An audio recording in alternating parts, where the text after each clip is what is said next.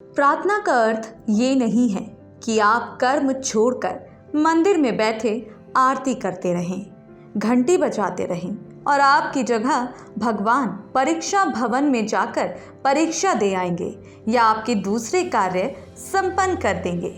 प्रार्थना व्यक्ति को आंतरिक संबल प्रदान करती है, उसे कर्म की ओर उद्धत करने हेतु आंतरिक बल, उत्साह और आशा प्रदान करती है।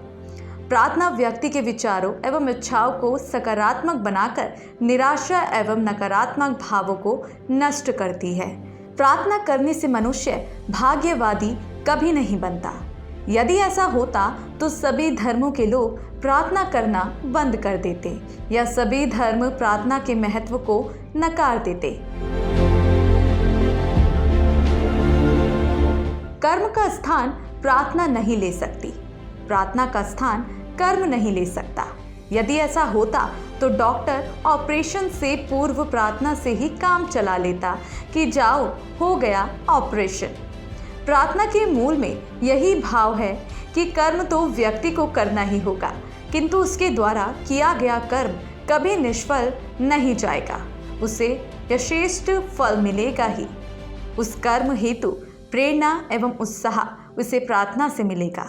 गीता में भगवान श्री कृष्ण ने प्रार्थना के इसी महत्व का प्रतिपादन किया है। कर्मण्येव अधिकारस्ते मा फलेषु कदाचन, अर्थात तेरा कर्म में ही विश्वास हो, फल की इच्छा में नहीं, क्योंकि तेरे द्वारा जो भी कर्म किया जाएगा उसका फल तुझे अवश्य मिलेगा। अतः तेरी कर्म में ही प्रीति हो, फल में नहीं। यहाँ कहने का आशय यही है कि व्यक्ति अपना समय, अपनी ऊर्जा, अपनी एकाग्रता और अपनी अर्जित शक्ति को एकत्रित कर निर्धारित कर्म हेतु उद्योगरत रहे। फल की कामना रहने से अपने मन को कुंठित एवं व्यंग्र ना करे। ऐसा करने से किया गया कर्म फलदायी होता है। मानस में भी गोस्वामी जी ने कर्म की ही महत्ता को स्पष्ट करते हुए कहा है, सकल पदार्थ यही जगमाही, कर्महीन नर पावत नाही। भारतीय संस्कृति मानव को ईश्वर की ओर उन्मुख होने का संदेश देती है, किंतु उसे कर्महीन अथवा भाग्यवादी नहीं बनाती। यहाँ तक कि ज्योतिष शास्त्र का भी यही कथन है, कर्म से भाग्य बदलता है। भृगु संहिता के अनुसार हमारे भाग्य रेखाएं एक समय के पश्चात स्वयं में बदलने लगती है। उन रेखाओं के बदलने के पीछे कर्म का हाथ होता है। प्रार्थना का शाब्दिक अर्थ है विशेष अनुग्रह की चाह। प्रार्थना के समय व्यक्ति अपने इष्ट के सम्मुख जब आंतरनाद करता है अथवा निवेदन करता है तो व्यक्ति का मन निर्मल होता है। नित्य की जाने वाली प्रार्थना से हमारा मस्तिष्क स्वच्छ विचारों को धारण कर स्वस्थ बनता है तथा हमारे मनोविकार नष्ट होते हैं। वास्तव में प्रार्थना हमें विनम्र और विनयी बनाती है, जो कि हर व्यक्ति के स्वभाव की आवश्यकता है। आज समाज में इनकी बहुत आवश्यकता है। अतः प्रार्थना की सार्थकता वर्तमान समय में बहुत अधिक है। प्रार्थना हमें अपने मन मस्तिष्क को एकाग्र करने का अभ्यास कराती है, जिससे आप अपनी मंजिल पा सकें। आपने जो चुनौती स्वीकार की है, कार्य हेतु जो संकल्प किया है, उसमें आप सफल हो सके। सच्ची भावना से की गई प्रार्थना एवं निष्ठापूर्वक किया गया कर्म सफलता की गारंटी है।